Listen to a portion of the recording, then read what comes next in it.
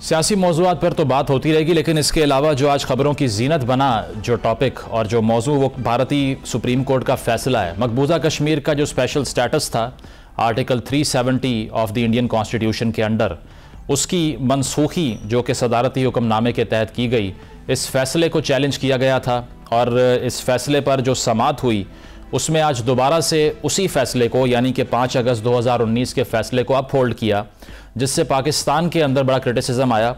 और निगरान वज़ीर ख़ारजा ने भी आज प्रेस कॉन्फ्रेंस की। जलानी साहब ने अपनी तवील गुफ्तगू में यही कहा कि भारत का जो सुप्रीम कोर्ट का फ़ैसला है इसको वो मुस्तरद करते हैं और मजम्मत भी इसकी की जा रही है मुख्तलिफ सियासी लीडरान की तरफ से पाकिस्तान में। इसके इम्प्लिकेशंस क्या होंगे, इसके अलावा इंटरनेशनल लॉज के अंडर क्या हैसियत है इस फ़ैसले की, और कश्मीर की जो खसूसी हैसियत थी इसकी मनसूखी कश्मीर के अवाम को कैसे अफेक्ट करेंगे, इसी से गुफ्तगू का आगाज़ करते हैं। साबिक सेक्रेटरी ख़ारजा एजाज़ अहमद चौधरी साहब ने हमें ज्वाइन किया। एजाज़ साहब, ये बताइएगा आज का फ़ैसला आपने देखा, क्या तासुर मिला आपको सुप्रीम कोर्ट के इस फ़ैसले से, क्योंकि जिनको उम्मीदें थीं कि शायद रिवर्सल हो इस फ़ैसले का आर्टिकल 370 का जो बीजेपी के अंडर हुआ, वो उम्मीदें आज दम तोड़ गई हैं। जी, मुझे तो कोई तवक्को नहीं थी। मेरे लिए ये फैसला भी गैर मुतवक्को इसलिए नहीं था क्योंकि सुप्रीम कोर्ट का अगर आप देखें बायस, तो वो हिंदू मेजॉरिटी की तरफ रहा है।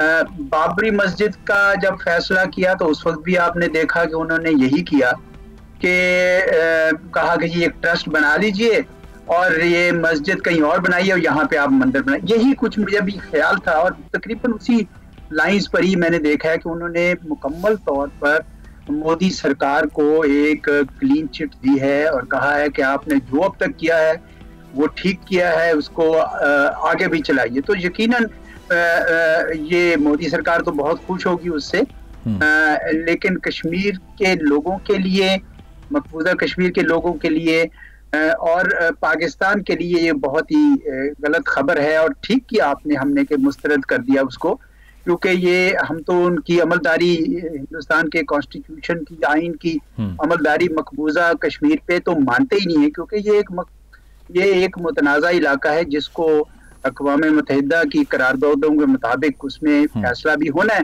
तो इस वजह से मैं ये समझता हूँ कि ये एक किस्म की पता नहीं ये लफ्ज़ यूज करना चाहिए कि नहीं, मिली भगत है सुप्रीम कोर्ट और मोदी सरकार की कि वो बिल्कुल उन्होंने वही फैसला किया है जिसकी वजह से मोदी सरकार को ये राह हमवार हो गई है कि वो मकबूजा कश्मीर में अब अगली जो हुकूमत बनाए, जब वो स्टेटहुड को वापस लेकर आए तो वो हिंदू अक्सरियती बीजेपी की गवर्नमेंट। एजाज साहब, इसके अलावा देखें, ये तो आपने कहा कि डिसअपॉइंटमेंट है इंटरनेशनल लॉज को अगर देखा जाए उसके अंडर, तो लेकिन इलेक्शन कमीशन को भी, जो इंडियन इलेक्शन कमीशन है, इसको भी सुप्रीम कोर्ट ने 2024 में सितंबर में कश्मीर में इंतखाबात करवाने का जो है वो हुक्म दिया है। आपको क्या लगता है इस फैसले की जो इंतखाबात होने वाले हैं नेक्स्ट ईयर, उस पर क्या इम्प्लीकेशंस होंगी? अरे भाई, वो तो देखे ना, पहले से ही उन्होंने इसकी तैयारी मोदी सरकार ने कर ली हुई है। वहां पे डेमोग्राफिक इंजीनियरिंग हुई है, एक डीलिमिटेशन ऑफ कॉन्स्टिट्यूएंसीज की गई जिसमें हिंदू सीट्स बढ़ा दी गई। फिर अब नॉन स्टेट सब्जेक्ट्स को जिस तरीके से वहां पे डोमिसाइल दे के वोटिंग राइट्स दिया गया है, तो मुझे तो कोई शक नहीं है कि अब ये अगली जो असेंबली आएगी, जब भी ये इंतखाबात होंगे, वो उन्होंने कहा सितंबर तक कीजिए, तो ये उसमें ये एक हिंदू अक्सरियती बीजेपी लेड गवर्नमेंट वहां पे वो बनाएंगे और वो उस तरफ चल रहे हैं। उन्होंने उसकी पूरी तैयारी की हुई है। इवन स्टेटहुड जिसका वो पहले से ऐलान करते थे, उस पे भी देखे ना सुप्रीम कोर्ट ने कितनी, हिंदुस्तान की सुप्रीम कोर्ट ने कितनी स्पेस दी है कि ये आप रेस्टोर करें जिस तरह आपने ऐलान किया था, एज सून एज पॉसिबल, यानी बिल्कुल कार्ट ब्लांच दिया हुआ है। नेहरू साहब का बयान भी मुझे याद आ रहा है, जो उन्होंने कहा था कि प्लेबिसेट जो है वो लाल चौक में खड़े होकर उन्होंने वादा किया था करवाएंगे। क्या लगता है आपको, historically there has been 7 decades जो कि गुजर चुकी हैं, ये प्लेबिसेट के रास्ते में या ऑटोनॉमी फॉर द कश्मीरीज, इसके रास्ते में कौन से अनासिर हायल रहे कि आज तक ये मामला हल होने की बजाय मजीद बिगड़ता जा रहा है? दो के यूएन रेजोल्यूशन 1948 की मौजूद है। जी, यूएन रेजोल्यूशन मौजूद है। उसके बाद जब इन्होंने ये आर्टिकल 370 उसमें डाला, जो एक किस्म का कंप्रोमाइज था शेख अब्दुल्ला के साथ, पंडित नेहरू का कि जी हम आपकी जो जुदागाना हैसियत है जो दी सो कॉल्ड इंस्ट्रूमेंट रजिस्ट्रेशन में लिखी हुई है वो हम उसको कायम रखेंगे। लेकिन आहिस्ता आहिस्ता अगर आप देखें तो हिंदुस्तान अपने हर किए गए वादे से वो पीछे हटता चला गया।